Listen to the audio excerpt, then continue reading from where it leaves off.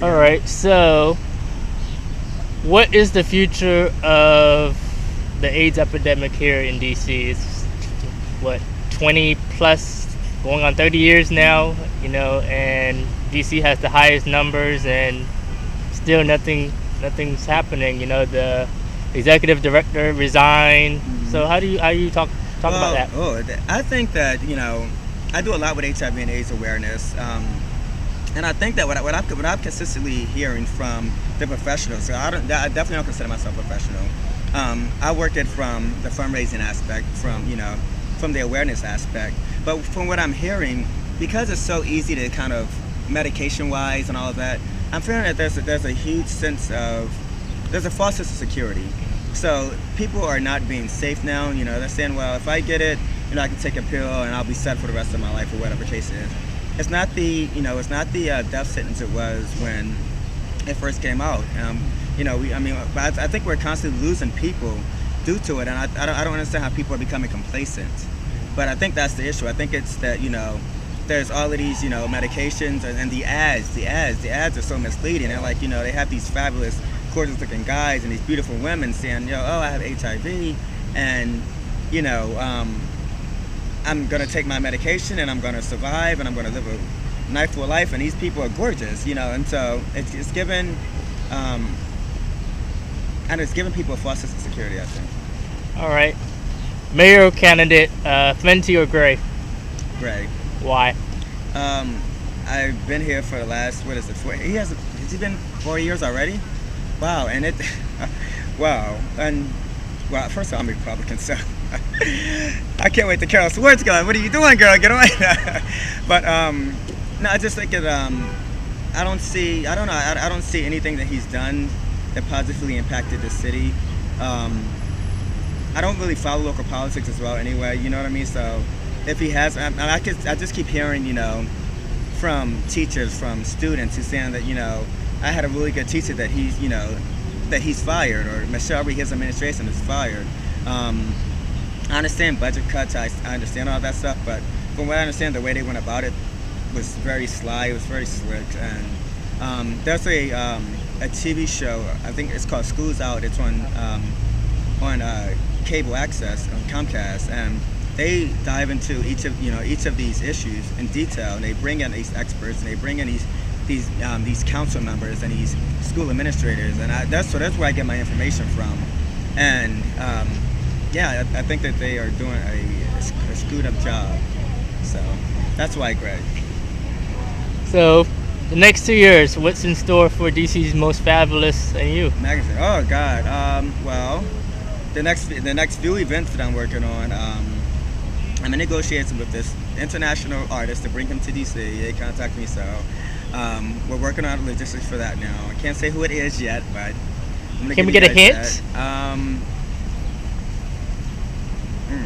He's probably one of the largest gay artists nationally now. He's just come out probably about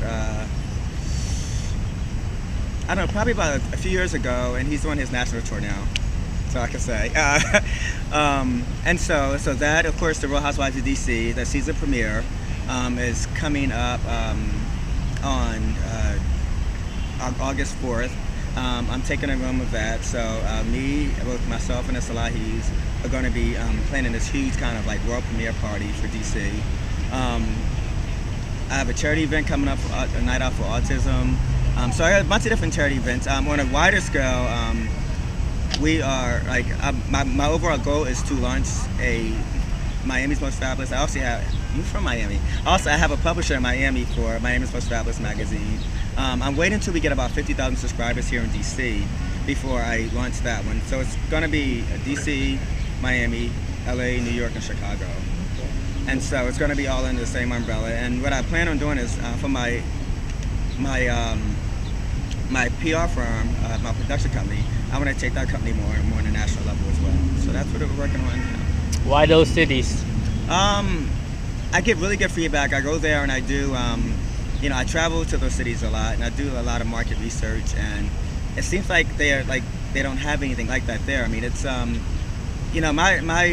publication is not just about kind of the social aspect, but it's about kind of merging the charity and the philanthropy aspect with the social aspect to make it more, I guess, more appealing to average Joe Blow. People think, that in order for you to be a philanthropist, you have to be giving away thousands of, millions of dollars, or in order for you to consider yourself in a charity circle, you have to be, doing things, giving away, thousands and thousands of dollars. And I'm like, no, you can buy a $20 ticket, a $30 ticket, every month or whatever, and go to a different charity event and see that it's fun and see that it's not about this stuffy, socialites and all of this stuff. So that's my plan. That's my overall goal. So, do you consider yourself a socialite? Oh God, no. People, I don't know why people call me that. I do not consider myself a socialite. Actually, I hate that term so much because it's kind of indicative to me that that I haven't busted my ass to get where I've gotten. And it's like, I always say that, I may rock out until 7 o'clock in the morning, but you know what? At 9 o'clock, I'm sitting on my computer busting out deals. I'm on the conference calls, and so. I mean, I'm the hardest working man that I know. So it's not, I definitely don't consider me a socialite. Am I social? Do I hang out with, socialites, I guess? Yeah, absolutely. But you know what? It's all business. It's all business. It's all about, branding for myself. It's all about, me actually just having fun. It's not necessarily about, press. It's not about all of that stuff. Like, I really have fun doing what I do. And that's all it's about. It's really, that's really all it's about. So what do you tell someone who's home, listening to this, watching this, and say, hey, this is something I want to do. I want to be active in my community. I want to start an organization.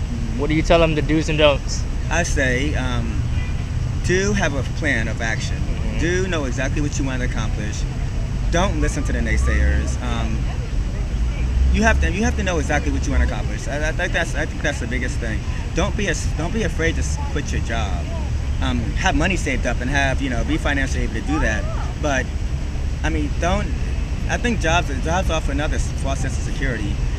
People they're like, oh my God, I want to do this, I want to do that, but you have to get up and go to work every day. Like I launched my publication. I think I launched it in 408, and in 508 I quit my job. I was like, there's no way. It was that 1 month, and I got in, I had so much to do that 1 month, and I said, there's no way I can do it both. It's either my job goes or this goes. And who would have thought I'd be sitting where I'm sitting now 2 years ago when this was just a dream? So I would say, just have a plan of action and stick with it. It's going to be sometimes you're like, oh my God, I don't know where I'm getting my next paycheck from, because you don't have that steady paycheck. Right. But then when it comes, it comes. Right. It's like somebody open up the gates of like whatever the hell, and it just starts pouring in. So I have too many projects now I know what to do with. So any regrets? Absolutely not one. Absolutely none at all. Okay. No, absolutely none at all.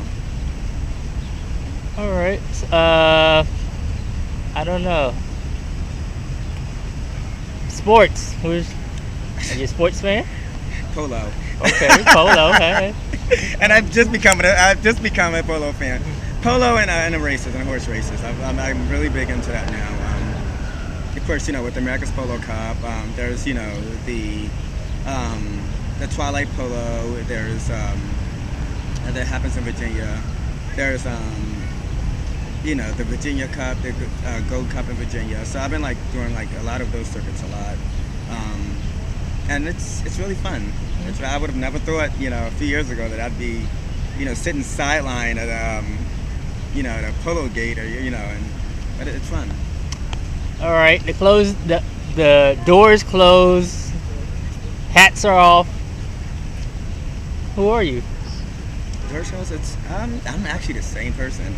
I think people are always very taken back by that because they expect me to be, I don't know, somebody different when we're sitting around, having cocktails or whatever the case is. And what they find is that I'm not. They're like, oh my God, you are the exact same person. It's funny. I just had a conversation with somebody, a 2-hour conversation last night, but a pretty big name in DC that everybody would consider a socialite. And he goes, Howard, you are amazing. He goes, he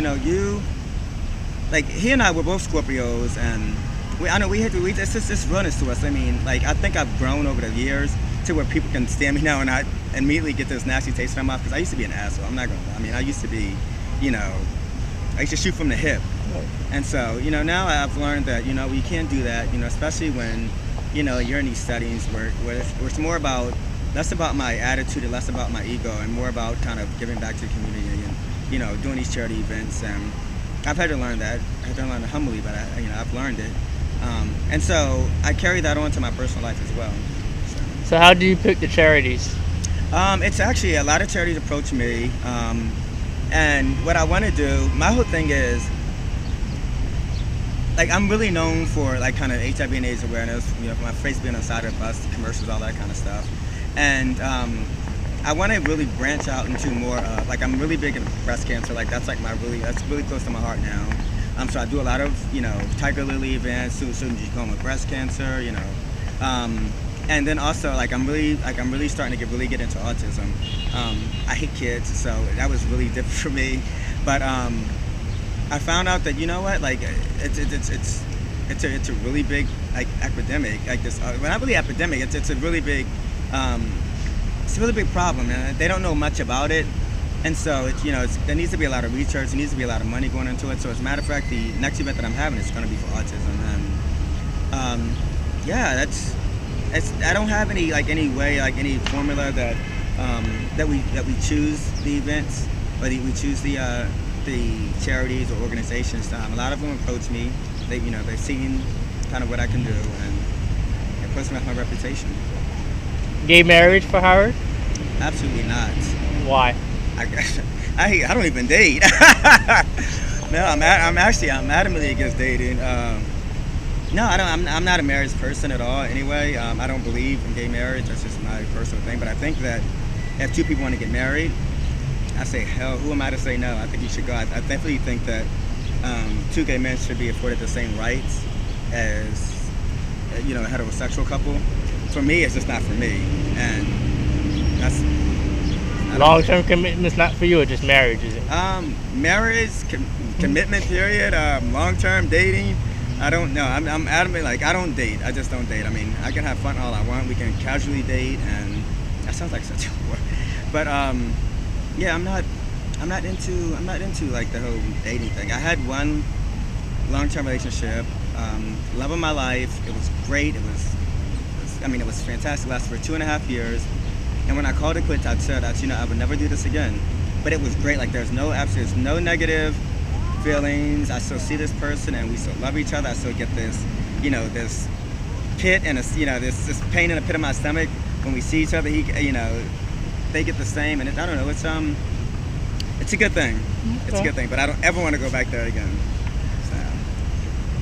So in closing, what do you want to tell the folks across the country? Oh, Lordy. Around the world?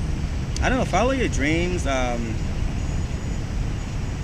Follow your dreams. Love the haters, I guess. I don't know. Just be you. Be you and be true to you. That's just it. Be you and be true to you. Who cares what anybody else says? Who cares? All right. Well, this is Andre's Flavor along with Mr. Howard Cromwell. Until next time, see you later. You didn't give anybody my